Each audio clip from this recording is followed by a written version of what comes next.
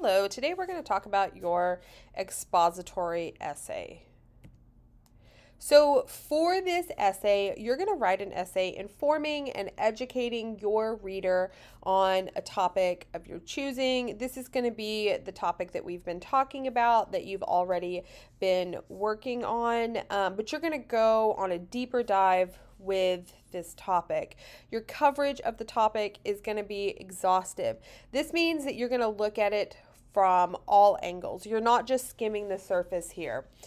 You have this assignment really as an opportunity to get to know all of the different aspects of your topic. Your essay is going to present factual information and describe pertinent information for your reader. So this means it needs to be based in like data, but also that you're going to explain what is important for your reader to know. Your essay is going to be written in third person. This is how academic essays are written. So instead of saying, I believe everybody should have access to healthcare because it is a human right, you would just say everybody should have access to healthcare because it is a human right. You're just removing the personal I statements from your writing. If you're used to writing in the first person, this can be tricky at first. It just takes some practice to get used to it. If you're ever really struggling to put a particular thought or sentence into third person, I suggest just reaching out. We can work on it together via email, or you can come into office hours, something like that. But a lot of times it just takes stepping back and reframing what it is you're trying to say. And then this essay is also going to have a thesis, which will include a topic, a stance, and a roadmap.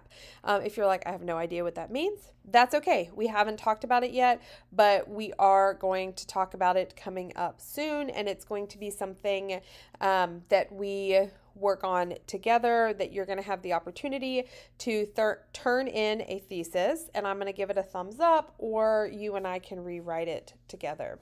For this essay and every major essay project that you are going to turn in this class, I'm going to ask you to go ahead and underline your thesis. What this does is it lets me know what you think your thesis is, and it helps you figure out where you want to put it, and just kind of at a glance at your paper, you'll be able to immediately pick it out. So let's talk about how your essay will be organized and what is going to go in which sections. So in your introduction, you're going to give your readers key background information. So what do your readers need to know to understand this topic?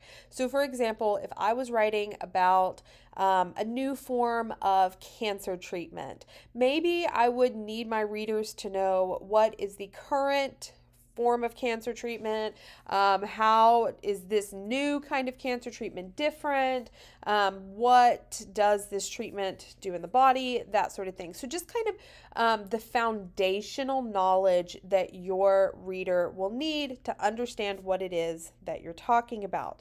You also want to use your introduction as an opportunity to garner your readers' interest. You can do this a couple of ways. You can do it by providing an illustrative example. You can use an anecdote.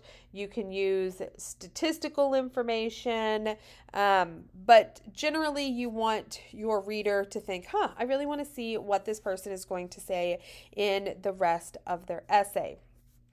And then your introduction can also offer a definition or relevance, why this topic matters or what this topic is. And then, of course, your introduction is where you are going to put your thesis statement. And then the body of your essay will be comprised of several sections. This is going to be the most detailed part of your essay.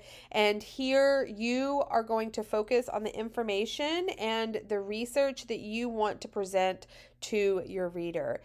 So in your introduction, you're introducing the topic, but in your body, you're really teaching them all of the things you want them to know about your topic. You're going to address each supporting detail for your claim in a separate, fully developed paragraph. And when we talked about the writing process, we kind of talked about what those body paragraphs or body sections should look like. Make sure that you use the notes that you took when we talked about the writing process to make sure that your body sections are meeting that criteria. You want to make sure that anytime you make a claim in your body that you're backing it up with the necessary evidence from your research. And you also want to ensure that each body paragraph begins with a topic sentence found near the beginning of the paragraph. And then the last section in your essay is going to be the conclusion. So your conclusion is going to share the implications of your research. What did you learn? Why does this all matter? Your conclusion is also going to restate your thesis. Obviously, you don't have to give it to them again word for word, but essentially you're going to tell them what you have shown them, or tell your reader what you have proved in your essay. You do not have to underline your thesis in your conclusion. So let's talk about the essay details, or sort of those nitty-gritty facts that you need to make sure that you are getting the best grade possible on this assignment. So the first thing that I want you to know is that this essay is going to be written in MLA format. And if you're like, I don't know what that means, that's okay, because we haven't talked about it yet. We are going to talk about it and practice using MLA format before you turn in this essay. This essay is also going to have a works cited page that's kind of like a reference page, but done in a specific way that makes it align with the MLA guidelines. You are going to use 3 academic sources in this essay, or at least 3. If you have more than 3 that you want to use, that's fine, but 3 is the minimum. And for these sources to count, you are going to quote them in your essay as well as cite them on your works cited page. And then the last essay detail that you need to know is that this essay will be a minimum of 1,000 words, not including your works cited page. This roughly works out to several pages, but you can kind of keep track of word count as you go along, or if you know you're going to have 5 body sections, 5 sections in your paper, a conclusion, 3 body sections, and an introduction, then you can kind of break it up that way. There's a couple of ways to keep track of this, but by the time you finish your essay, you want to make sure that the essay portion, not your essay and your works cited, is at least 1,000 words. So for this essay, I have created this little essay checklist. This will kind of help guide you as you are writing to make sure that you are fulfilling all of the requirements of the assignment. So for example, I gave background information in my introduction. My introduction includes definition, relevance, and a thesis statement. So what is the definition of my topic? Why does this topic matter? And what is my thesis statement for my essay? I underlined my thesis statement. My body sections present my research and information on my topic. My essay is approximately 80% my words and ideas, supported by about 20% research. This is that 80-20 rule that we talked about in the writing process lecture. My essay is informative, not argumentative in tone. For an expository essay, you are educating, not necessarily convincing. My conclusion shares the implications of my research. My conclusion restates my thesis. My essay is at least 1,000 words.